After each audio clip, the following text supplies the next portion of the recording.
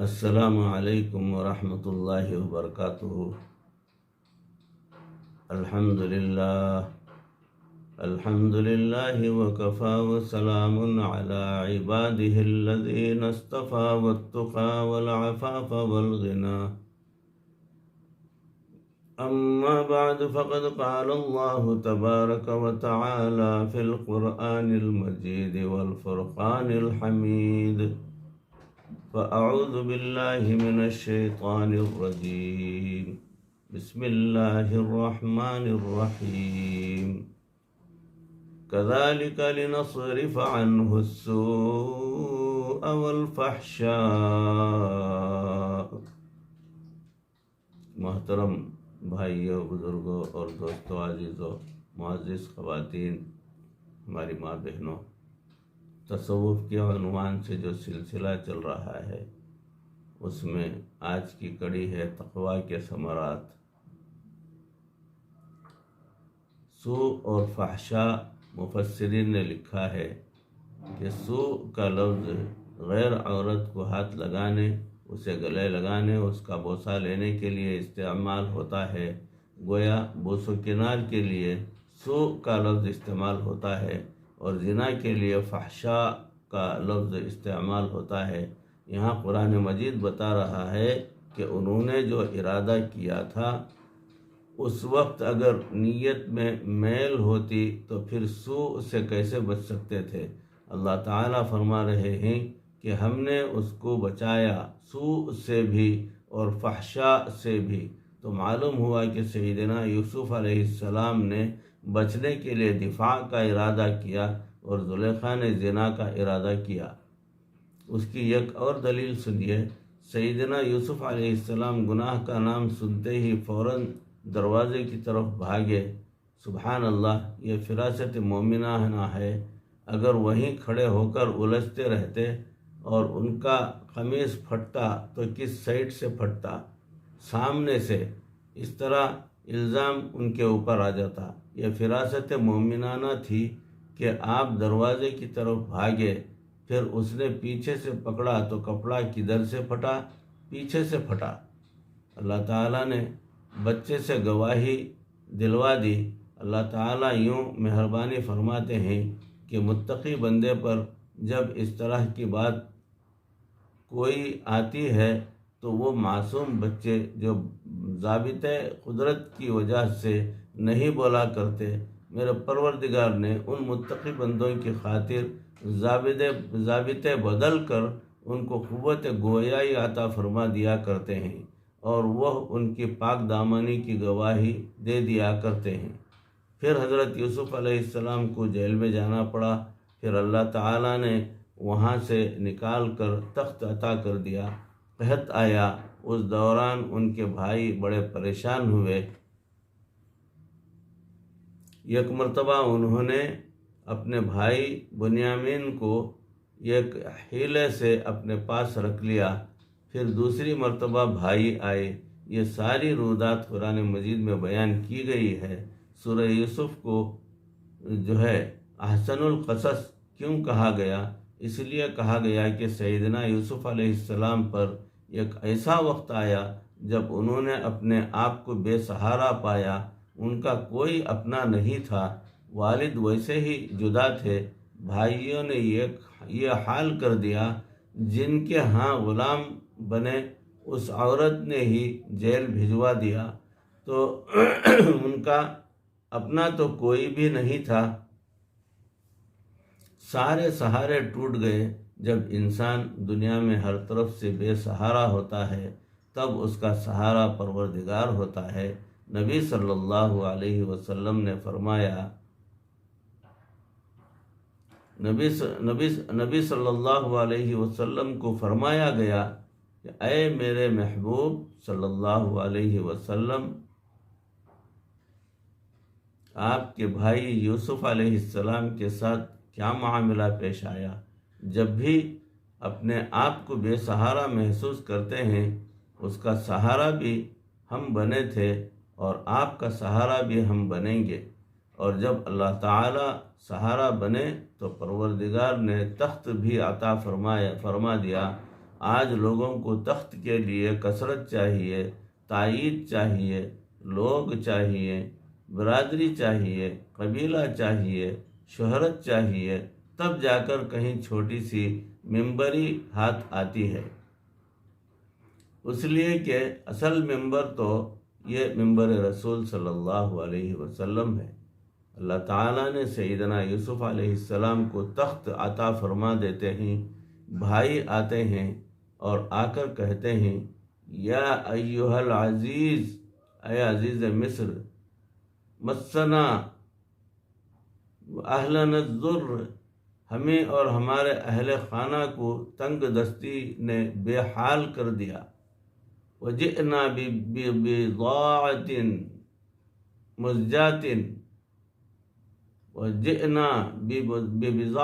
مزجاۃ ہم قیمت بھی وہ لائے جو پوری نہیں ہے، فأوف لنا الکیل، ہمیں وزن پورا دے دیجیے، وتصدق علینا، اور ہم پر صدقہ و خیرات کر دیجیے، ان اللہ یجزی المتصدقین، بے شک اللہ تعالی صدقہ دینے والوں کو جزا دیتے ہیں۔ جب بھائیوں نے آ کر بھیک مانگی، سائل کیا کہتا ہے؟ اللہ کے نام پر دو، وتصدق علینا، ہم پر صدقہ خیرات کر دو۔ جب بھائیوں نے آ کر بھیک مانگی تو حضرت یوسف علیہ السلام نے پوچھا ما فعلتم بیوسف، تم نے یوسف کے ساتھ کیا سلوک کیا تھا؟ یہ سن کر بھائی ہکا بکا رہ گئے، کہنے لگے اِنَّکَ لَأَنْتَ یوسف، کیا آپ یوسف ہیں؟ قال انا یوسف وہذا اخی، فرمایا ہاں میں یوسف ہوں اور یہ میرا بھائی بنیامین ہے۔ قد من اللہ علینا، تحقیق اللہ نے ہم پر احسان کیا، انہ من یتقی ویصبر، بے شک وہ جو تقوی اختیار کرتا ہے اور اپنے اندر صبر و ضبط پیدا کرتا ہے، فإن اللہ لا یضیع اجر المحسنین، بس اللہ تعالیٰ ایسے نیک بندوں کے اجر کو ضائع نہیں کیا کرتے۔ چنانچہ جو بندہ بھی سیدنا یوسف علیہ السلام کی طرح تقوی کی زندگی گزارے گا، اللہ تعالیٰ اسے عرش پر بٹھائیں گے، اور جو ان کے بھائیوں کی طرح گناہوں کی زندگی گزارے گا، اللہ تعالیٰ اسے سائل بنا کر فرش پر کھڑا کر دیں گے۔ پتہ چلا کہ اللہ تعالیٰ کی مدد اس وقت آتی ہے جب انسان اپنے آپ کو بے سہارا محسوس کرتا ہے۔ آج ایسا ہی وقت ہے کہ امت اپنے آپ کو بے سہارا محسوس کر رہی ہے، پہلے بھی یہی رہا۔ اللہ تعالیٰ ارشاد فرماتے ہیں حتیٰ اذا استیأس الرسل وظنوا انہم قد کذبوا جاءہم نصرنا، حتیٰ کہ جب رسول بھی نا امید ہونے لگے اور ان کا یہ گمان تھا کہ اب ان کو جھٹلا دیا گیا، تب ان پر ہماری مدد آئی۔ کئی مرتبہ اللہ تعالیٰ ایسے پوائنٹ پر پہنچا دیتے ہیں جہاں چاروں طرف اللہ کے سوا کچھ نظر نہیں آتا، حتیٰ کہ زمین پوری فراخی کے باوجود ان پر تنگ ہو جاتی ہے، اور بندے کا گمان کیا ہوتا ہے؟ وہ گمان کرتے ہیں کہ اللہ کے سوا ہمارا کوئی ملجا اور ماوا نہیں ہے۔ اس جگہ پر پہنچ کر اللہ کی مدد آتی ہے۔ ہمیں بھی ہمت سے کام لینا چاہیے اور اپنی زندگی سے گناہوں کو 100% ختم کر کے اپنے رب سے صلح کر لینی چاہیے، تقوی کی زندگی اختیار کرنی چاہیے، پھر اللہ تعالیٰ کی رحمت اور مدد کا وزن ہمارے پلڑے میں آ جائے گا اور ہمارا پلڑا پورے جہان سے جھک جائے گا۔ آج اس کی بے حد ضرورت ہے، اخباروں کی ضرورت نہیں ہے۔ آج تو جمعہ پڑھانا ہوتا ہے تو کہتے ہیں ذرا 2-3 اخباریں لے آنا، یوں اخباری جمعے پڑھاتے ہیں۔ کیا قوم کی اصلاح ہو رہی ہے؟ ممبر رسول صلی اللہ علیہ وسلم پر بیٹھ کر اخباری جمعے پڑھاتے ہیں۔ فلاں نے یہ کر دیا، فلاں نے وہ کر دیا، وہ سمجھتے ہیں ہم بڑی اصلاح کر رہے ہیں، کہتے ہیں کہ ہم کسی سے نہیں ڈرتے۔ حالت یہ ہوتی ہے کہ مسجد کے صدر سے ڈر رہے ہوتے ہیں کہ کہیں نکال ہی نہ دے۔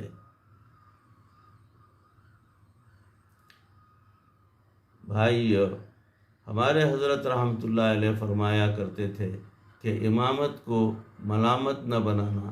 جب ہم تقویٰ کو چھوڑ دیتے تو پھر امامت کو ملامت بنا بیٹھتے ہیں۔ اسی لیے آج دلوں میں یہ عہد کیجئے کہ ہم آئندہ شریعت پر اختیار کے ساتھ عمل کریں گے اور تقویٰ کی زندگی گزاریں گے۔ ویسے ہم دنیا کے معاملے میں بہت محتاط ہیں۔ مثال کے طور پر ایئرپورٹ پر 8 بجے جانا ہو تو بیوی سے کہتے ہیں کہ جلدی تیار ہو جانا تو 8 بجے ہے، لیکن احتیاطاً ہم 7:45 بجے وہاں پہنچ جائیں گے۔ انٹرویو کے لیے 6 بجے جانا ہوتا ہے، کہتے ہیں کہ جی مجھے جانا تو تھا 6 بجے، مگر احتیاطاً میں 10-15 منٹ پہلے پہنچ گیا۔ مہمان بلاتے ہیں 15 اور بیوی سے کہتے ہیں 20 آدمیوں کا کھانا بنا دینا۔ یعنی ہم دنیا کے معاملے میں بڑے محتاط رہتے ہیں کہ الفاظ کو اگر قرآنی نقطۂ نظر سے دیکھا جائے تو اس کو تقویٰ کہتے ہیں کہ متقی بندہ ہمیشہ محتاط رہ کر زندگی گزارتا ہے، وہ گناہ کا رزق ہرگز نہیں لینا چاہتا۔ کچھ صوفیوں کو دیکھا کہ وہ کھانے پینے میں بڑا تقویٰ اختیار کرتے ہیں، مگر لین دین کے معاملے میں کچھ بھی نہیں ہوتے۔ بیوی کو گھر میں ستایا ہوا ہوتا ہے، نہ اس سے بنتی ہے نہ اس سے بنتی ہے، نہ اس سے بنتی ہے نہ اس سے بنتی ہے۔ یہ کیسا تصوف ہے؟ تقویٰ یہ نہیں ہوتا، بلکہ تقویٰ پوری زندگی پر محیط ہوتا ہے۔ فقط بازار کی چیزیں کھانی چھوڑ دینے سے بندہ متقی نہیں بن جاتا، بلکہ تقویٰ کا تقاضا یہ ہے کہ معاملات، معاشرت، بلکہ ہر چیز میں انسان شریعت کے مطابق زندگی گزارے۔ آئیے قرآن سے پوچھئے کہ تقویٰ کیا ہے؟ ارشاد باری تعالیٰ ہے، اس کا مفہوم ہے نیکی یہ نہیں کہ تم مشرق کی طرف منہ کر لو یا مغرب کی طرف، بلکہ نیکی یہ ہے کہ لوگ اللہ پر، آخرت کے دن پر، فرشتوں پر، کتاب پر اور نبیوں پر ایمان لائیں اور مال باوجود عزیز رکھنے کے رشتہ داروں، یتیموں، مسکینوں، مسافروں اور مانگنے والوں کو دیں اور گردن چھڑانے والوں پر خرچ کریں اور نماز قائم کریں اور زکوٰۃ دیں اور وعدے جو کر لیے پورے کریں اور سختی اور تکلیف کے وقت اور کارزار کے وقت ثابت قدم رہیں۔ یہی لوگ ہیں جو سچے ہیں اور یہی ہیں جو اللہ سے ڈرنے والے ہیں۔ دیکھا یہ ہیں متقی بندے۔ اللہ تعالی ہمیں بھی تقویٰ بھری زندگی نصیب فرما دے، آمین۔ ہم لوگ ایک مرتبہ مدینہ طیبہ سے احرام باندھ کر مکہ مکرمہ جا رہے تھے۔ وہاں کام کرنے والے ہمارے ایک دوست بھی ہمارے ساتھ تھے۔ ہم نے دیکھا کہ جب چیک پوسٹ آنے لگی تو خوف کی وجہ سے اس کا رنگ فک ہو گیا۔ میں نے پوچھا کیا ہوا؟ کہنے لگا حضرت میں ورقہ بنوانا بھول گیا ہوں۔ یہ وہ ورقہ ہوتا ہے جو عمرہ کرنے کا اجازت نامہ ہوتا ہے۔ میں احرام باندھ کر آپ کے ساتھ عمرہ کرنا چاہتا تھا اور میرا دھیان ہی ادھر نہ گیا، اور اب مجھے یہ خیال آ رہا ہے کہ یہ روکے گا اور ورقہ دیکھے گا، اگر اس نے روک لیا تو مجھے واپس بھیج دے گا۔ عمرہ تو میں بعد میں بھی کر لوں گا، مگر میں آپ کے ہمراہ سیکھ کر عمرہ کرنا چاہتا ہوں۔ چنانچہ اب اس کا ایک رنگ آتا اور ایک رنگ جاتا۔ جیسے جیسے چیک پوسٹ والا مقام قریب آتا گیا، اس بیچارے کے پسینے چھوٹتے گئے۔ کچھ پڑھ بھی رہا تھا اور خوف زدہ بھی تھا۔ جن کے پاس ویزے تھے وہ سب مزے میں تھے، مگر اس کی کیفیت عجیب تھی۔ دور سے ہی اس کی نظر شورتا پر تھی کہ کوئی ہے بھی یا نہیں۔ اللہ کی شان کہ ایک کی بجائے دو کھڑے تھے۔ جب گاڑی ان کے قریب پہنچی تو ڈرائیور نے گاڑی آہستہ کر دی۔ پولیس والے نے اشارہ کیا، روکو۔ جیسے ہی اس نے رکنے کا اشارہ کیا تو خوف کی وجہ سے اس کی زبان سے اوہ کا لفظ نکلا کہ مجھے روک لیا گیا۔ لیکن اللہ کی شان کہ جیسے ہی ڈرائیور نے گاڑی روکی اور پولیس والے نے ذرا قریب ہو کر دیکھا تو اس عاجز کا مسکین چہرہ سامنے تھا۔ وہ دیکھ کر کہنے لگا، یلا یلا۔ ہم نے بھی کہا، اللہ اے اللہ اے اللہ۔ جب ہم وہاں سے نکل گئے تو وہ بالکل فریش ہو گیا۔ میں نے اس وقت کہا، بھائی آج مجھے ایک بات سمجھ میں آ گئی۔ کہنے لگا، حضرت کیا ہے؟ میں نے کہا، قیامت کے دن کیا ہوگا؟ ایک ایک کر کے اللہ رب العزت کے روبرو پیش ہو رہے ہوں گے۔ جئتمونا فرادا کما خلقناکم اول مرہ۔ اور ادھر بھی چیک پوسٹ بنی ہوئی ہوگی، حق لینے والے لوگ بھی کھڑے ہوں گے اور اللہ کے فرشتے بھی کھڑے ہوں گے۔ کچھ قسمت والے ہوں گے جن کے پاس نیکیوں کے پرمٹ ہوں گے، ان کو سیدھا جانے دیا جائے گا، اور کچھ ایسے ہوں گے جن کے بارے میں قرآن مجید نے فرما دیا، حکم ہوگا وقفوہم انہم مسئولون، ان کو روک لیجئے، ان سے سوال کیا جائے گا۔ اس وقت ہمارا کیا بنے گا؟ حکم ہوگا اس کو روک لیجئے۔ ہمارے نام کی روٹیاں کھاتا تھا اور ہمارے ہی حکموں کو چھپ چھپ کر توڑتا تھا۔ وقفوہم انہم مسئولون، اس کو روک لیجئے۔ یہ دیکھنے میں بڑا صوفی بنا پھرتا تھا مگر اپنے گھر کے ماحول کو جہنم بنا رکھا تھا۔ غصہ قابو میں نہیں آتا تھا، نہ بچوں پر شفقت نہ بیوی پر رحمت۔ وقفوہم انہم مسئولون، اس کو روک لیجئے۔ ہم نے اس کو کتنی نعمتیں عطا فرمائی تھیں، من پسند کے کھانے کھایا کرتا تھا۔ اس کے پاس سائل مانگنے کے لیے جاتے تھے، یہ ان کو جھڑکیاں دے کر گھر سے بھیج دیا کرتا تھا۔ وقفوہم انہم مسئولون، آج ان سے سوال پوچھا جائے گا۔ آج ہمت کر لیجئے، ارادے کر لیجئے اور اللہ سے مانگ لیجئے کہ اے اللہ ہمیں تقوی کی زندگی عطا فرما دیجئے تاکہ قیامت کے دن کی چیک پوسٹ سے ہم بچا دیے جائیں۔ جب متقی بندے اللہ کے سامنے پیش ہوں گے، ان کے بارے میں اللہ تعالیٰ ارشاد فرماتے ہیں، وَسِيقَ الَّذِينَ اتَّقَوْا رَبَّهُمْ إِلَى الْجَنَّةِ زُمَرًا، ان کو جنت کا گیٹ دکھا دیا جائے گا کہ اے میرے متقی بندو، تم اتنی احتیاط سے میری شریعت پر عمل کرتے تھے، جاؤ جنت کے دروازے تمہارے لیے کھلے ہیں۔ تم نے دنیا میں بہت ہی تکلیفیں برداشت کی ہیں، اب سیدھے جنت میں چلے جاؤ۔ جیسے ہی وہ جنت میں داخل ہوں گے اسی وقت کہیں گے، الحمدللہ الذی اذہب عنا الحزن۔ سب تعریفیں اللہ رب العزت کے لیے جس نے سب غم کو ہم سے دور کر دیے۔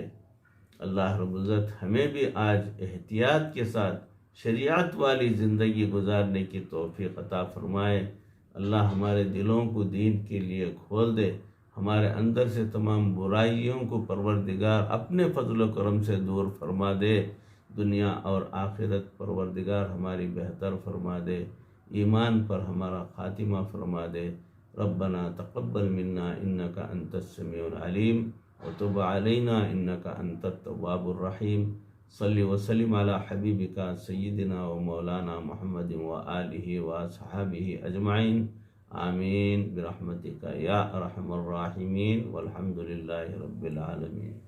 السلام علیکم ورحمۃ اللہ وبرکاتہ۔